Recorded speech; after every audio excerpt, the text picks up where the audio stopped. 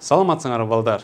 Биздин сабагыбыздын темасы эркек балдардын репродуктивдик ден соолугу. Репродукция латындын produco сөзүнөн келип чыккан жана кайта өндүрүүнү, башкача айтканда өзүнө окшоштуу пайда кылууну билдирет. Бардык тирүү организмдер репродуктивдик функцияларга ээ жана репродукция органдары бар. Эркектердин репродуктивдик системасына ички жыныс органдары, жумурткалыктар, урук чыгаруучу түтүктөр, урук чыктагыч без, урук ыйлакчалары, заара бөлүп чыгаруучу канал, бульбо-уретралдык бездер жана тышкы жыныс мүчөсү калта кирет.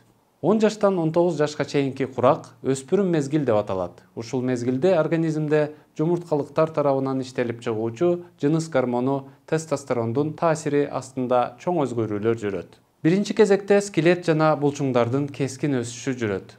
Эркек балдар бир эле учурда ийиндери жана көкүрөк клеткасы тарабы кеңейүү менен чоңое баштайт.